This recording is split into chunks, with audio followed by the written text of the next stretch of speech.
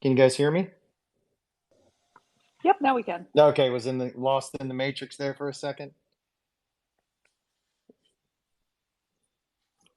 Yes, Awesome. All right, guys. Well, this is a really great update. We've been really ready to share this update for the last I would say probably several weeks.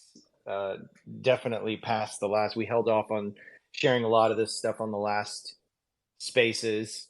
We're going to start off here by welcoming a new team member, Erin Cartland. Erin, how are you doing today? I am doing great. Thank you for having me up here. Well, thank you for joining us on the not only on Spaces, but in this endeavor to come change the world of Web3. Absolutely, we're going to do it. We are going to do it. We are doing it already, aren't we? Yes, I am so excited to be here. I really love everything that Bank Social is bringing to both the Web3 and the credit union space. So before we go into that, why don't I give a brief intro of who Erin is?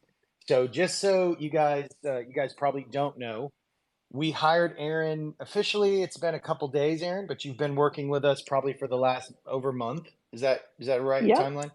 that's right. And so Erin comes from to us as somebody with a tenured history in the credit union space, so really a credit union expert. Um, Worked with Becky before, right? A That's while right. back, and you guys knew each other. weren't really friends or more acquaintances, and knew each other as experts in the credit union field. And so paths crossed again because you were working at where were you working? I was working at NIDIG.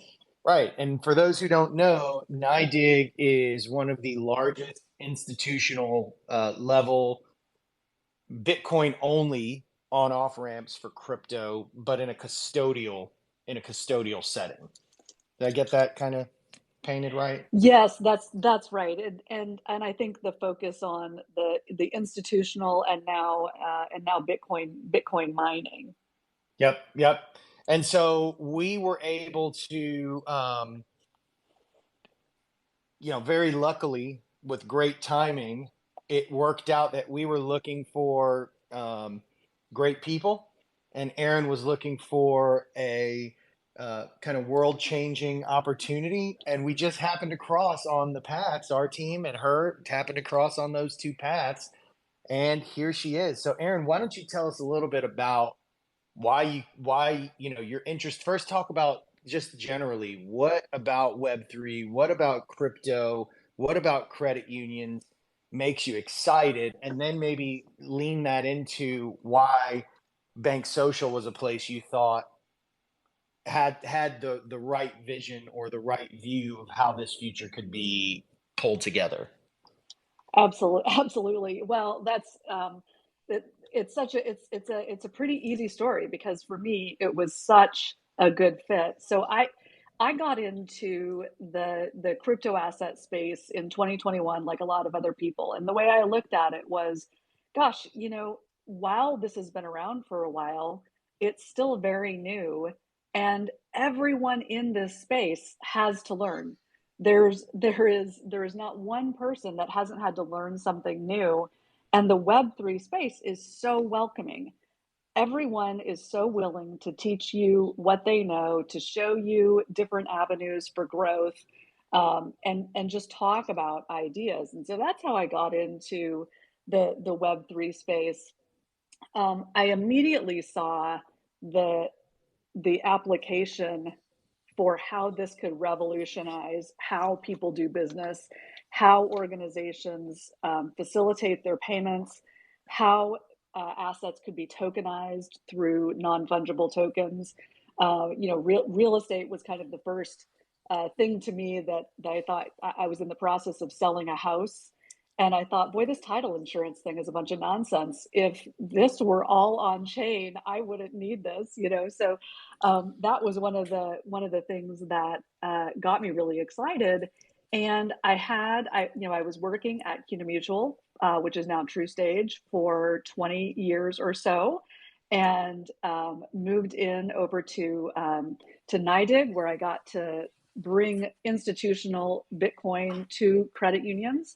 NYDIG has since exited that space, and when I saw that BankSocial was doing things a bit differently, I loved the approach. So one of the things that I think is going to be really important is how we shepherd credit union members into getting comfortable with holding and holding their own keys and really being in charge of their financial future. Credit unions are known for helping people get a hold of what their financial picture is, helping walk them through the steps that they need to take, maybe to repair credit.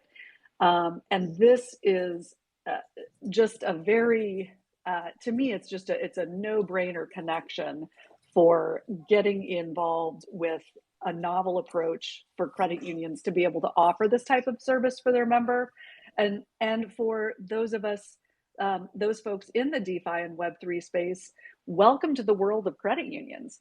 The philosophies of Web3 and credit unions are very similar. It is We call is them people analog helping DeFi. people. We call them Yes, analog that's DeFi, exactly Aaron. right. That's exactly right. And so I think that credit unions are trusted financial institutions, and it'll be a great marriage of those two things. So that was probably more of a little more long-winded maybe than you were hoping, but that's my story. I want you to talk more. So just you hit it right on the head when you said, the crypto space. I think what's very interesting about what we're doing is the world is looking for a way out of traditional banking. The world is looking for a way out of being held being held hostage, really, to these financial behemoths that they have no way to opt out of. There isn't even an opt out strategy. And Hmm. so the whole focus here with credit unions is credit unions really are this regulated financial, they're a behemoth when you look at the number of people that utilize them. One of the things that they traditionally have not had is access to low cost and easy to implement technology. And so with DLT and with Hedera specifically, and with all the tools we're building on top of and in conjunction with Hedera, Swirlds Labs, and some of the other players in the space, we're bringing these solutions to the credit union space, not just for credit union members, because we know that there are already a lot of credit union members that want these features and that are begging their credit union for these features, but their credit union may not be able to get it because of the burden of how much it costs to implement it. But also for the crypto space, who has really told themselves. I mean, we see a lot with the millennial, zennial, and even some of the older generations who are crypto natives now. They don't want to be in banks. They would almost rather exclusively hold crypto and be out of banks. But that also doesn't feel right too, because it's unregulated for the most part. It's not a very safe and secure experience. I mean, I'll raise my hand in saying that I've been scammed, you know, Hmm. as recently as the last year, right? And so it just happens. It's just part of the equation, and marrying these two environments to be one seamless environment does something that is first never been done before, and then really gives us, because these are nonprofit financial institutions, it really does decouple us from being held hostage by the traditional financial space. I love that, and I think that the one of the really exciting moves that we're making now, which I know you're going to talk about on Spaces here, is our as we've partnered with Hedera, we're able to bring some additional capabilities to our existing community, and then offer just a really nice, predictable way for financial institutions to participate in the space. Predictable and secure, because the financial institutions, they want predictability, they want security, right? Those That's are right. kind of, credit unions are I'll use the word notorious for being overly cautious when it comes to implementing new types of systems, new types of solutions. And that's where we are really focused, building out a stellar team, supplement that with a stellar product, put that in the hands of people so that they connect directly with one another through the regulated financial entity of the analog that we're now going to make digital DeFi space. Um, it's really really exciting. Why don't you talk about maybe some of the you talked about how you saw what we were doing. I think self custody. You talked about that a little bit. Non or custodial versus self custody was a big thing that you see.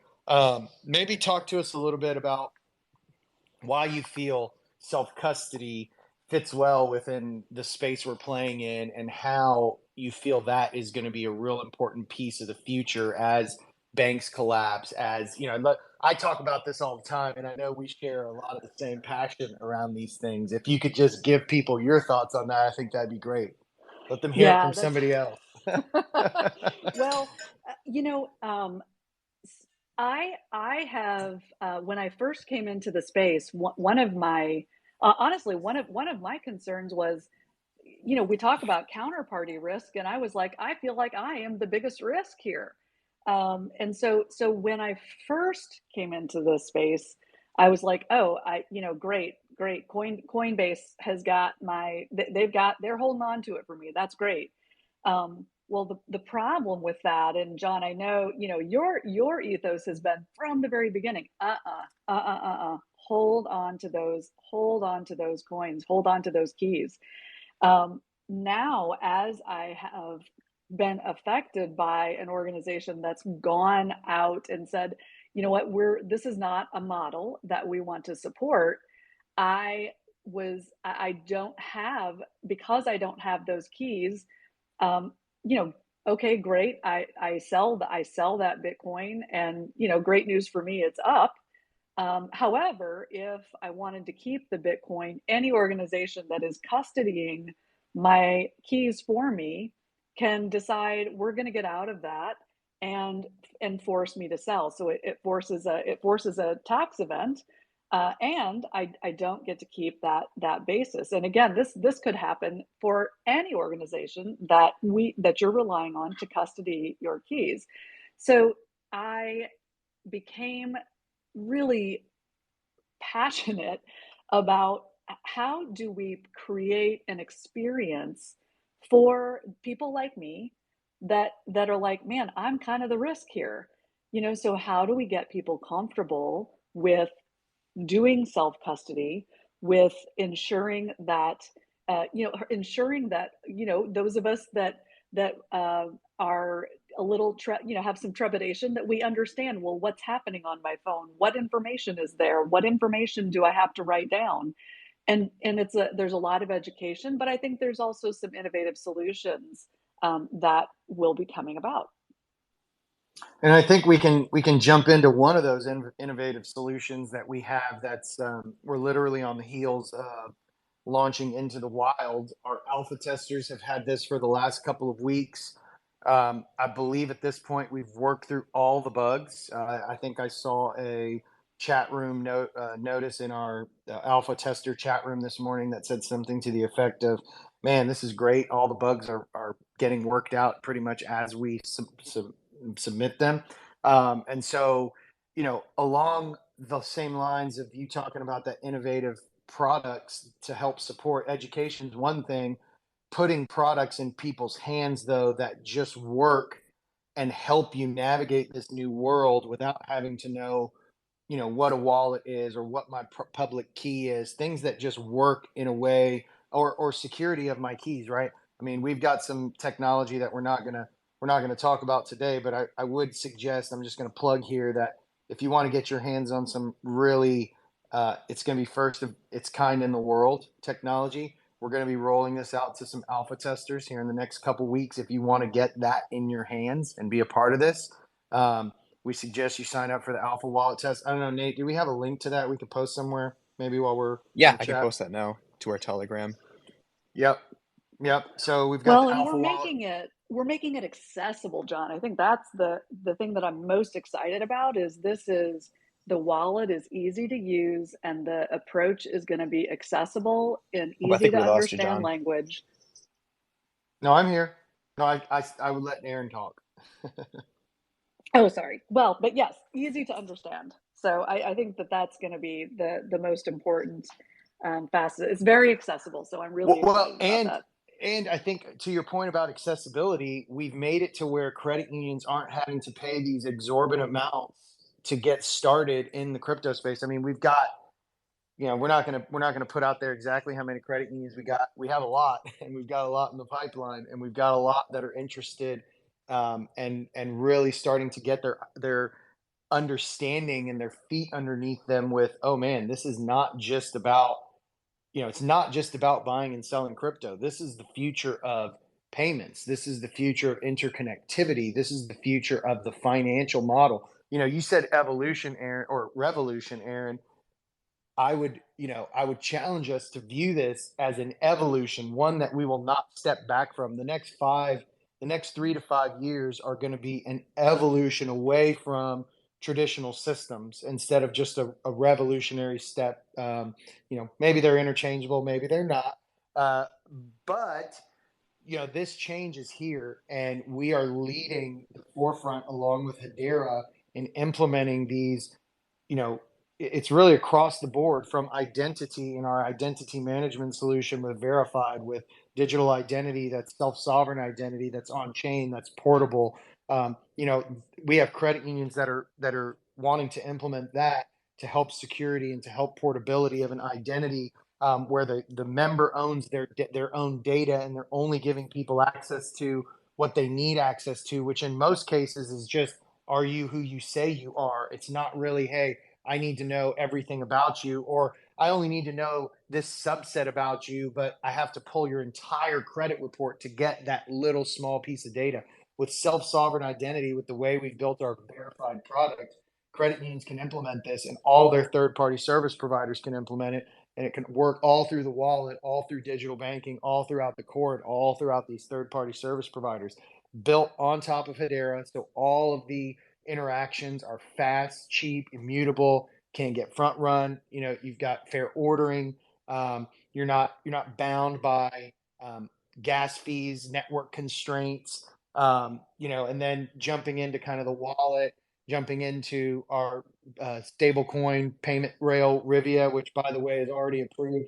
I know there have been some announcements. We've been approved on all these networks for months, working behind the scenes. I'm not gonna drop names of which networks we've been integrated with, but we're so stealth right now, and I think Hedera is a great name, and it matches what we're doing, right? So Hedera is this ivy that grows. It just grows, and it gets bigger and bigger and bigger. And we look at what Hedera is doing in the network expansion, both from a transactions and just unmatched number of transactions.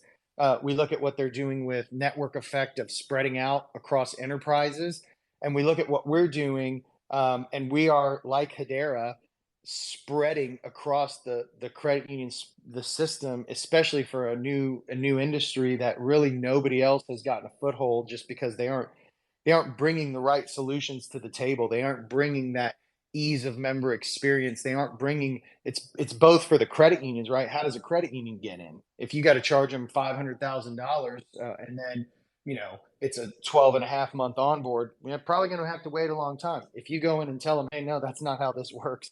This is all transactional. This is all free to you. You can implement it in less than 30 days. These are the types of innovative, if we're talking about Hedera and where we match up, this is where we match up. We're really bringing the future of finance to the masses through credit unions. I mean, this is just the very beginning, guys. The wallet is just a small drop in this bucket of products that we're about to be dropping on the world. Things like you'll see in the wallet, if you download it, it'll have a connectivity into existing banks and credit unions. It's got all the rails, whichever one you want to talk about. It's got all the rail connectivities for P2P, B2B, B2C payments. I mean, this is what we've been doing for 20 plus years with our teams. Becky, being from the credit union space, she's a payments expert.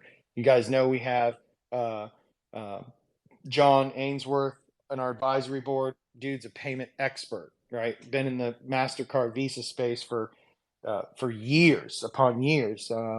So the the the wave that's about to hit with what we're bringing to the market is not just exciting, it's evolutionary. There isn't going to be a step back. And what's really exciting is the credit unions are starting to get it. And the team we're building is beyond compare to anything else in the industry from a financial service delivery perspective. Did I say too much? Uh, you know, in this rollout, I'll also say that this is going to be the first and only multi-chain wallet that in one wallet you can keep all your Bitcoin, multiple EVM chains, and Hedera, both fungible, non-fungible tokens. This is going to be the first in the world, and this isn't just the first. This is just the first one we can tell you about. Um, but really exciting. Did I leave anything out, guys, on the wallet front? I think you covered it on the wallet. I think That's you covered it exciting. all. Great. So that was a lot. We talked about a lot there, Erin. And I know you're about to have to drop, so I wanted to give you as much stage as we could before you had to drop. Anything else you wanted to add to just kind of the thoughts here before you had to drop? Yeah, buckle your seatbelts. This is going to be a ride. We are ready to go. I love you, Erin. All right. We'll talk soon. All right, talk soon. So that's Erin, everybody. We're really excited. I'll just come off of that by saying the entire team is just with every turn. Um, Working together so well. I mean, our developers aren't on this call. They're incredible. Our project management and product management teams not on this call. They're incredible. All of our support and ops teams incredible. Our strategy and operational teams incredible. Just we're building something here that's it's never been done before, and people are starting to take notice. So let's talk really quick about the migration to Hedera because kudos to the team. They got the software built. The software is completely built. We'll talk through that real quick. So essentially, the way this will work is we're building some wallet connectors in, but the software for the front end to migrate. So if you have an existing wallet, that software is already built. You'll be able to come in, connect your wallet. The good thing is that we've made this scam proof. So what you don't have to worry about is once we make the announcement, just make sure you don't do things before we make the announcement. That's going to be the key. Once we make the announcement, though, just because we always focus on kind of optimal experience and lowest risk to the user, it's scam proof. You won't be able to get scammed. Even if you connect to another wallet, we're not going to talk about how we're making it scam proof because then it might not be as scam proof if we don't get there before the others do. But it's scam proof as of now. I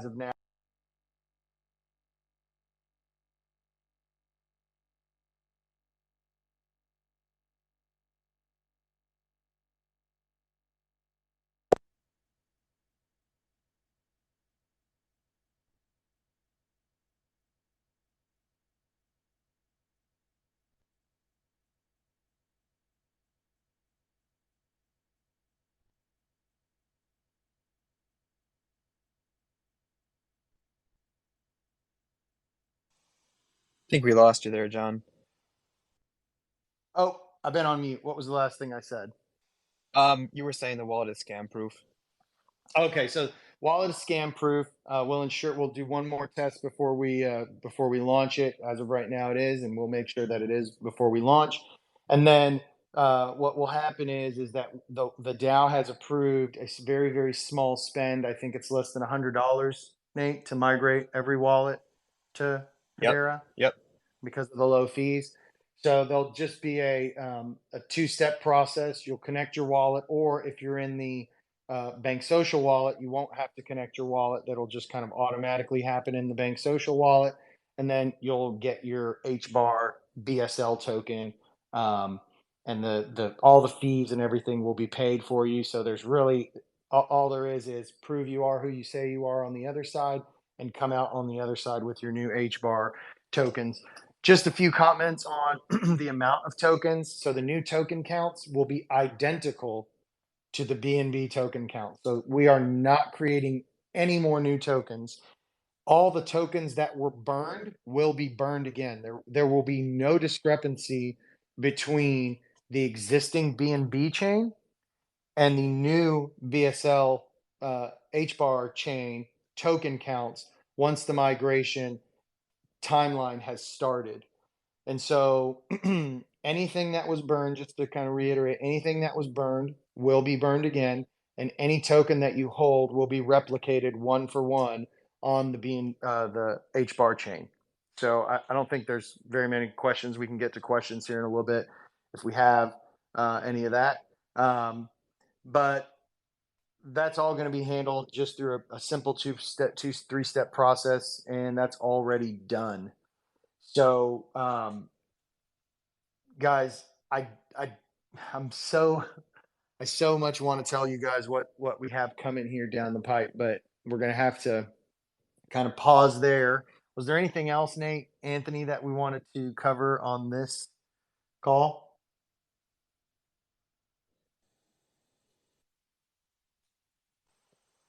I believe you covered it all. All right, perfect. So at this point, we'll go ahead and open it up to um, questions. I know we had some great questions last time. I anticipate some really great questions this time, and I'll fill in the middle with other stuff. So I want to say to you guys, we've been working very closely with the Swirls, the Hedera team, and several credit union partners on this new payment rail system that is being piloted through kind of the DeFi and credit union space. Um, Again, I know that there have been some announcements coming out um, about different implementations and different things working with different third-party providers.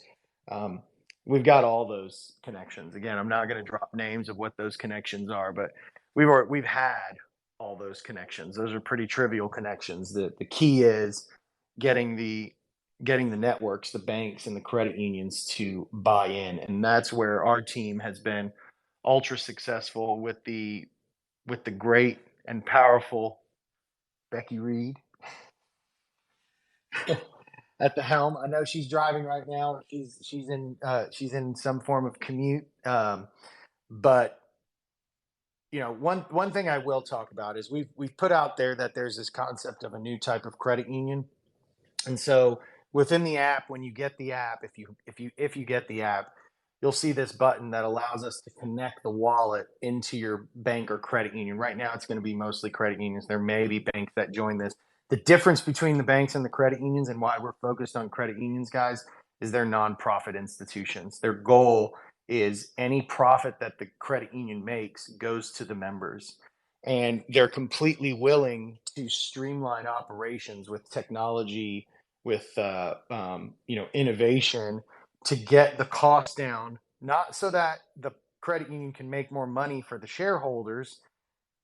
That's actually true, because the people that are the members of the credit union are the shareholders. And so the whole purpose of the credit union is to create the most efficient institution possible, or set of institutions possible, to pass along the most value back to the members. That's why whenever you go in and you get a loan from a credit union, the credit union typically has lower rates than your bank does. I mean, people most of the time won't keep money at credit unions because the technology just has been lacking.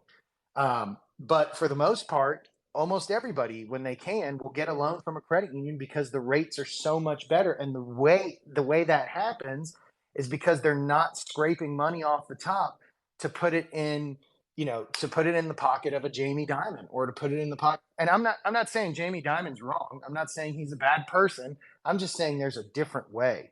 There's a different way forward for people who don't want to be bound to the traditional financial model, where there's a gatekeeper, where you don't have connectivity to your friend, where you're not free to behave of course, we all want to work with people that are trusted, and we all want to work with real people. We don't want to work with scammers masquerading as real people. So there still are some rails of protection, and that's where our verified product and our on-chain identity comes into play. Certainly, though, we can say that we want to be free. We want sovereignty. We want to use our money how we want to use it. We want the ability to ramp in and out of crypto. We want the ability to get the lowest possible loans. We want the ability to get the fastest possible transfer between you and a friend at the lowest possible rate, and not just be limited to $1,000 a day or $2,000 a day. And these systems really have to coalesce around these ideals in order for this future to exist. And that's the future. I mean, again, you've heard Erin, she's come in here. You've heard Becky talk about this many times. It's not just this idea that's you know, we sit around and toast to whiskey to all the time. This is an idea that's that's being backed up by code, and we're really excited about the next few months, guys, because it's going to be a really transformational, evolutional uh, type of experience. Go ahead, Celestial. Welcome back.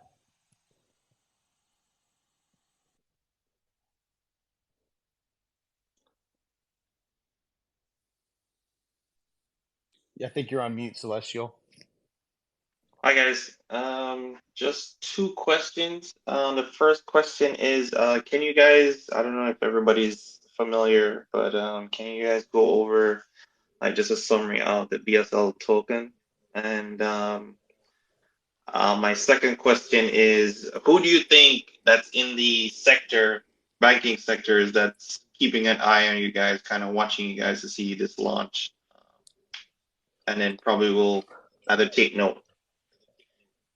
Yep. So the BSL token is, as far as I know, it's the first and only token that allows for a community DAO to participate in a self-regulated, self-formulated, and self-perpetuating asset-backed loan program with the holders without making the token holders put up their entire bag of coins to stake to participate in the network benefits of the network.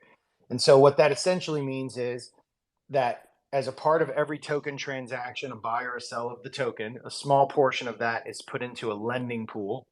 That lending pool is then voted on by the DAO against an asset-backed loan. So asset-backed loan could be something like a machine for a dentist office, or it could be a flip loan for a home that's backed by a home, or it could be a truck for a business. So anything that's asset-backed that can be liquidated and the money recovered, that's what the DAO has voted on.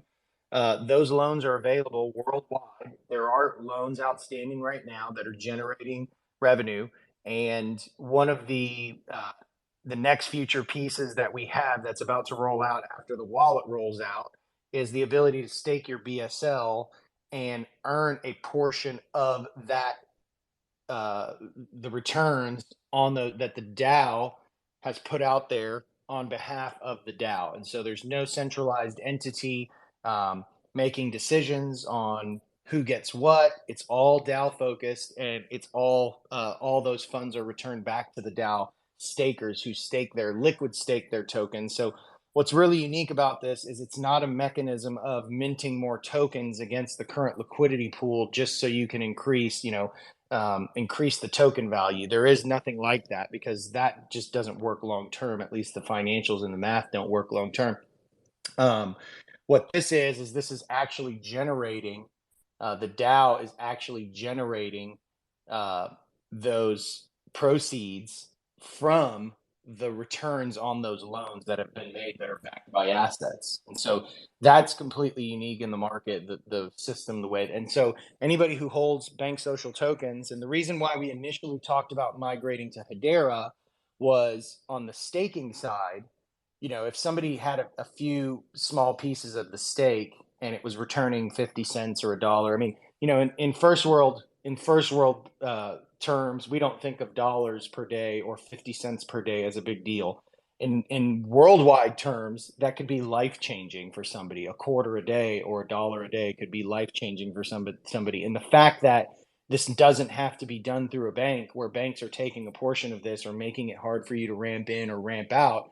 That's another huge banking the unbanked and the underbanked is a huge mission statement and critical component of what we aim to make happen. And I think that's another reason why we focused on credit unions and selected Hedera, because when we initially looked at what we needed to do, and this was about a year and a half ago, we evaluated Polygon, Cardano, really all the major chains that you could look at.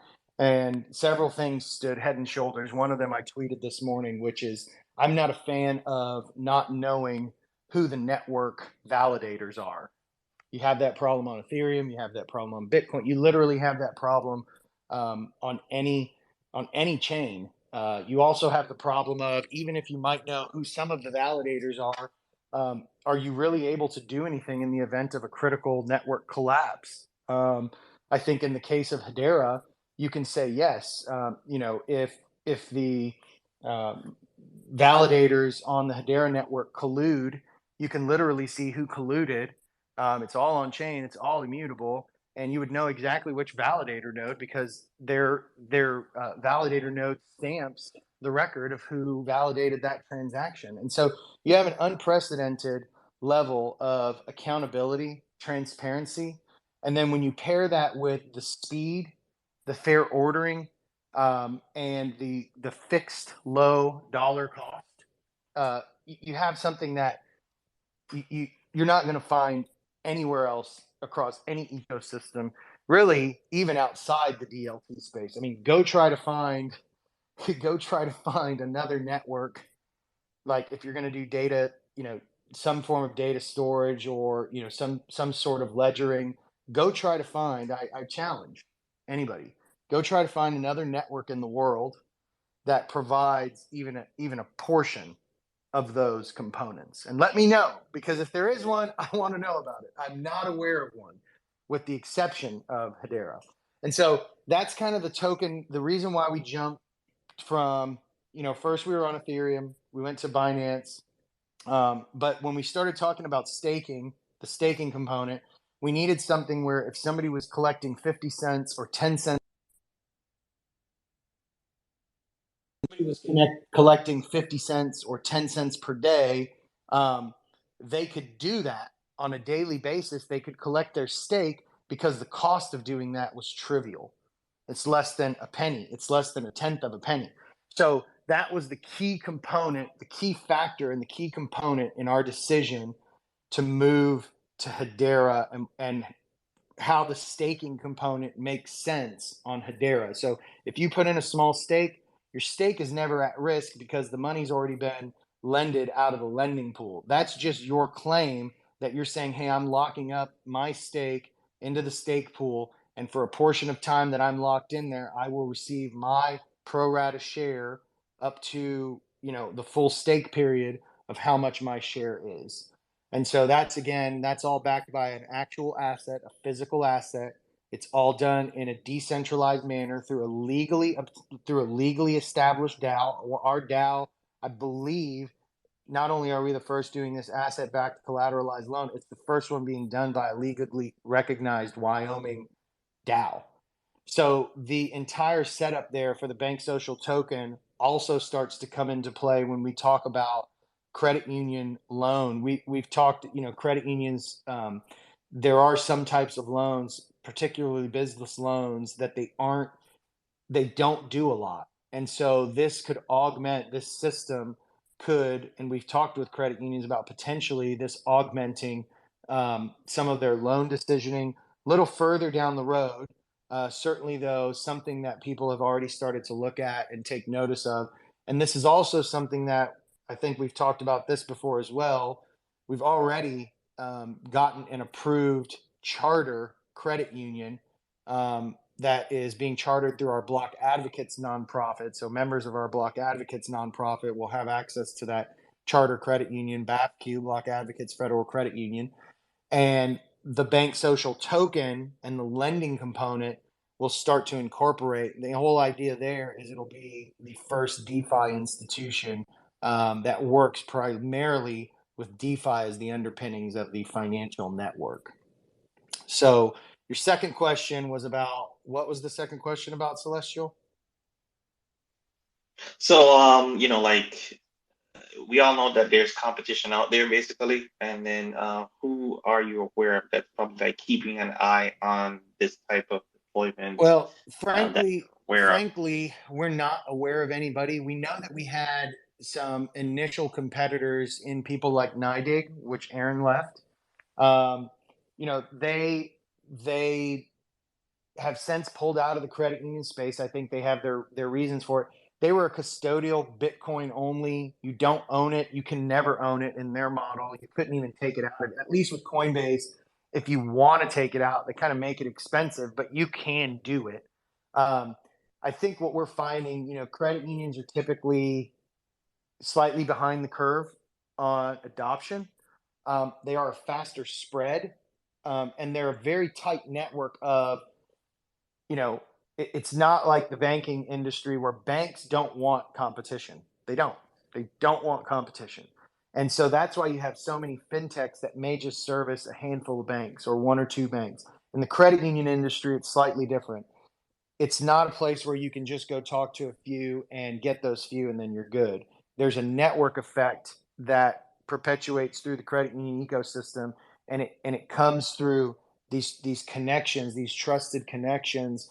Because one thing, because the credit union is nonprofit, it doesn't have the ability to absorb a massive mistake like a Chase Bank could pay $100 million in fines and just continue on the next day.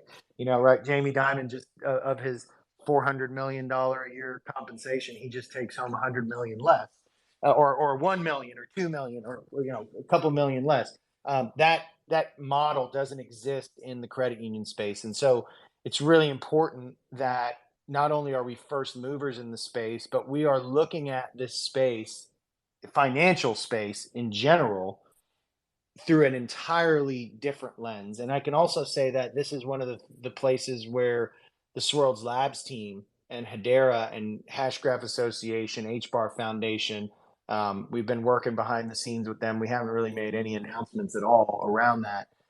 They're excited because of the unique strategy and focus that, and novel approach, frankly, that nobody else has thought through, that our team, just by way of our assembly and how we've been put together, we're turning into an Optimus Prime of financial solutions for this future of finance that's not going to be based on this centralized custodial old guard that just wants to hold your assets because that's the only way they can figure out how to make $100 million in their pocket up the chain per year. That financial model is dying, and I think you see it in the United States specifically when you see this turmoil and these cave-ins happening around these sectors. These aren't just accidental, or these in some cases, I'll put the tinfoil hat on. In some cases, these could be planned. The inflation kind of response to how things have been going. These are probably to some degree planned out to cause financial turmoil and trouble.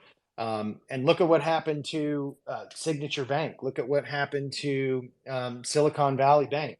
When those banks went under, they were custodial models. You didn't own your assets. You owned only the amounts that the government was willing to back.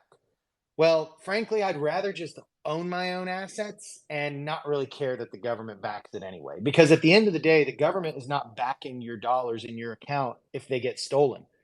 The government's not covering you there. So the only thing I'm really worried about in crypto is doing something stupid and somebody stealing my money. Well, that same risk exists in the existing financial workspace. You can't get past that. If somebody stupid loses their password, or you send money to the wrong account at a different institution, go try it. Go try it right now. Try to send money accidentally to a different account at an institution and see if those banks are going to work together to get your money back. They're not. Guaranteed, they're not. And so those same things will continue to effectuate. What we have the opportunity here in this new world to do is, if we do notice a scammer, well, guess what? That scammer can get blocked from the network, right?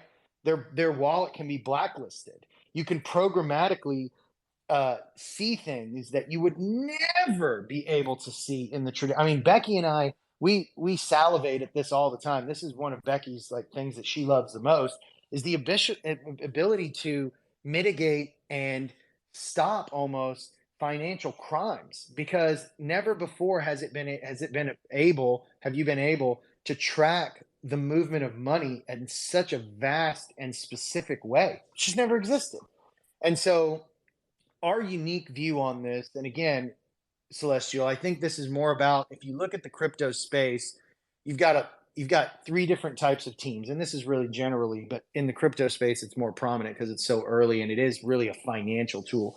You've got the Sam Bankman-Frieds of the world, who are scammer, worthless, saw an opportunity, put together a very simple piece of software and rode that wave for as long as possible. That's one group of people, and that's going to exist. That's the whole Bernie Madoff story, right? With less sophisticated Bernie Madoff. Then you have the second group of people, which is ambitious, young, believe in crypto. Maybe they're they have business experience but they don't have tech experience, and maybe they have tech experience but they don't have business experience, and maybe they have both but they don't really understand the intricacies of regulatory bodies and financial institutions and the financial space. So that's your second bucket of people, and that's really where crypto is making a lot of moves right now. Some of those people will make it. There's no doubt that some of those people will make it. And we're starting to get into, and I think this is, I'm just going to pat ourselves on the back here. I think we're the third wave. We're the post 2000.com boom crash of wave of companies, where we were here before the kind of the crashing started to happen, just like your Googles and your Amazons. And because of the team and the vision that we're putting together, we are this new third wave of, we are entrepreneurs, we are experienced developers in these financial institutional spaces, we are tech experts who have implemented in banks and in credit unions, as CEOs in credit unions and as operators in credit unions and as third parties that have helped credit unions and financial institutions, and as people who've run big public companies, and developers who've built financial tools that move millions and millions and millions of dollars per hour. That's the team that we've brought together, and that's where, if we're looking at the crypto space in general, I mean, just look at what PayPal did. I think they used a copy paste contract on Ethereum with Solidity compiler version 0.4.226. I mean, who would make that decision? Well, it's probably somebody who doesn't really understand crypto trying to jump in to say, hey, we're here, don't forget about us. We're dying, don't forget about us. We're sinking, don't forget about us. So we're not really seeing, not to say that we're not putting the pedal to the metal. And that's why you haven't really heard us come out and make empty announcements about vaporware, or about maybe you have a solution or you've signed an agreement with somebody, but if you don't have the ability to scale a solution, that I made a post a couple weeks back where I said, what's more important, first to market or first to scale? A lot of companies have been first to market, not as many have been first to scale. So look at Google. Google was not the first search engine. They weren't even the 10th search engine. They may have been like the 50th or the 100th search engine. They were the first to scale massively and build products that people wanted. And that's what makes the difference here. We've got the team, we've got the products, we've got the scale starting to happen. I mean, we've just been doing that all behind the scenes because it's more important to deliver great product that people will use and then put it to the people that want to use it than it is to come out with vaporware announcements saying, hey, we've got this, it's really great, we've signed a deal, and then just wait for, if you build it, they will come mantra is not something that I've ever seen to actually work in practice. It's great in movies and as a theory of what can be. It certainly has not been something that, what you can say is if you don't build it, they can't come. You can say that. Certainly, though, saying that just by building it, they will come, I don't think that's fair. I'll open it up to any more questions. I'm kind of going on a rant now.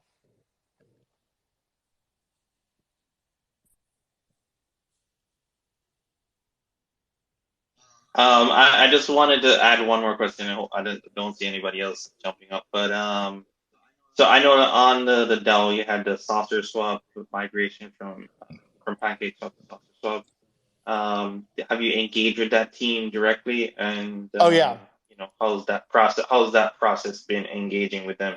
I know that they have an AMA coming up they're great. this weekend, They're great. so just wanted to get a feedback for them. Yeah, absolutely. We love the Saucer Swap team. They've been great. We've been talking to them for months. We have done tests with our tokens on Saucer Swap on testnet just to make sure that all of our unique token um, variables are supported by their uh, swap, and they are. So we're really excited. We really like the Saucer Swap guys. They're very smart. They understand.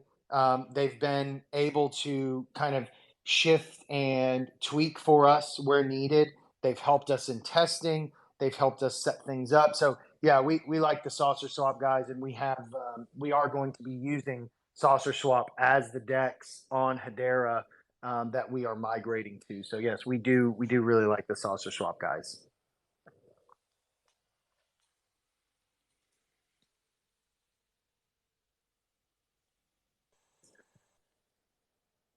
Hey Sal, let's get Sal up here.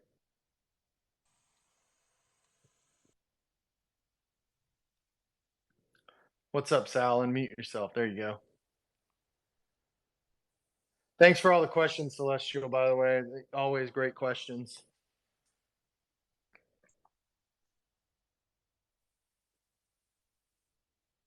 Go ahead, Sal.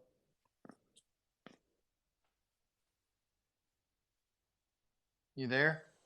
Looks like he's still connecting. Oh, okay. Anybody else, you're welcome to type a question out. If you don't want to get up here, you can send us a direct message or in our chat room. I don't know if we have any questions in our chat room, Nate. I'll take a look here right now. Sal, if it stays connecting for a while, try jumping out of the space, then jumping back in, and we'll bring you up again. Let me see here. So, yeah, I mean that's right, Natalie. When the banks have been collapsing, this is why we feel like. I mean, to us, to me, there's no difference in a bank and a custodian at the end of the day. Somebody's holding your money as a deposit, they're potentially lending it out, they're potentially leveraging it on the other side. You have no insight. So, one of the things with a custodial bank or crypto model is all that money's sitting in one big account or one big ledger. And you are just a record in that ledger of who they owe if they can pay you back. it's really and the difference between a bank and a custodial crypto exchange is if you only have up to $250,000, you're safe because you don't have to worry about the bank or the institution stealing your money. That doesn't exist in crypto. And I don't really care to test how long it's going to take for my money to get back to me if the bank loses it. There is a better way. There is a different way. And that way is the self custody model. And we're pioneering it with BankSocial in the financial space. Let me see here if we've got any other. Exactly. So I don't know if we lost whatchamacallit right there. So I'm going to say something that I should probably hold off on, but you know me, I don't really like to ever scale. So scale Salvador means how do we scale adoption product offering? So if we just look at the BSL token, how do we scale the ability for the BSL token to service loans and to provide that back to token holders who can now be a part of that, either as credit union members or just the general public? How do we scale that? It's one thing to be first, it's an entirely different thing to scale it. But we can take that to other parts of the ecosystem. It's one thing to say, hey, we're the first multi-chain, multi-coin, multi-token wallet. How do we scale it? So, we're focused on, to us, building the products is just something naturally that happens naturally. Also, with the addition of, Becky, Erin, a lot of our new development team. We've got several other people that we're talking to and looking to scale out. So scaling the team internally, and then through those relationships and network connections, scaling the offering so that this system can be brought, this entire system, the BankSocial token, the wallet, the stable coin, the verification, you know, things like DREC that oh, what did I just say? What am I talking about here? What did I just say? Things like that being brought to the masses in a way that nobody has put together a novel approach for yet, that we are finding that we have the novel approach for. Any other questions? I see one in the comments. Michael said, "Sorry I got on late." No problem, Michael. Will there be an easy way to swap BSL ETH to BSL HTS? So BSL ETH hasn't been voted on by the DAO, and what we talked about was there has been an ongoing discussion with the DAO and the community around when and how we would want to do that. And I think right now the general, I'm not speaking for the DAO, just basically kind of talking through what I remember. And Nate, Anthony, you guys feel free to correct me. Uh, Certainly, the community has expressed their interest in migrating wholly to HBAR. I think that there's also a let's test the BNB side, make sure that works, make sure everybody can get across, and then revisit when we want to do the ETH. So I think yes, the answer is yes. We want to move. The DAO wants to move. Yes, there is a migratory path. Is there a timeline for it? No. What I can say though is the good thing about everything we've written is that everything we've written since both BNB and Ethereum use the same EVM and Solidity components. It's pretty trivial once the DAO votes and we have all those pieces already built, the pieces that we've just built. It'll be really trivial. It'll probably just be less than a week for us to set everything up, put all the configurations in place on the ETH side, and then open up the migration for ETH, as well as keep the migration for the BNB side in perpetual in perpetual action. So that's the strategy right now that the DAO has chosen to effectuate. And once we migrate the token here, we'll again, alpha testers will be getting that in their hands. All the code is done. Alpha testers will be getting that in their hands shortly. And once they can walk through that, we can get the public migration for BNB done. Then we'll revisit that. I would say, I would like to be looking at that by the mid to end of September. I can't speak for the DAO. I can say that my vote would be to do it, and to do it by then.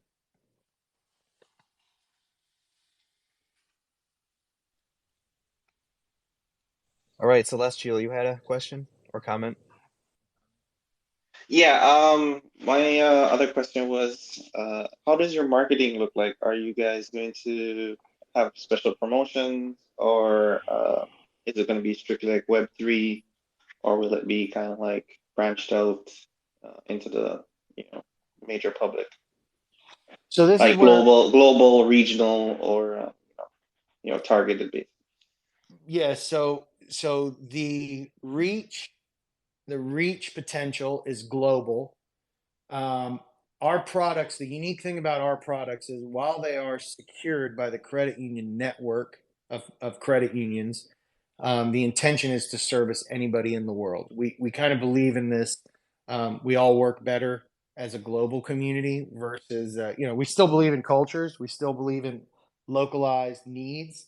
But if I can help mankind in other parts of the world, why would we want to put barriers in? This whole idea of international transfer is kind of stupid to me. The way ISO 2022 works. Is it something we have to contend with for a while we effectuate this transition? Yes. To answer your question, though, the marketing on this, and this is where we differ. It will be in kind of your traditional channels in the crypto space. We also have our marketing partnerships, which I don't want to really go into on who they are. We have several marketing partnerships, both in the mainstream Web3 space, big marketing partnerships and announcement opportunities, as well as several, probably 10x the amount or 20x the amount, or maybe even more than that, in the credit union space that are going to be joining these efforts here over the next few months as product starts to hit the shelves and we start to open this up to the world at large. And so, yeah, we're not in the mode of making announcements for vaporware. We're in the mode of building, scaling, and then telling everybody that the scale is here, and let's go tell the world about it.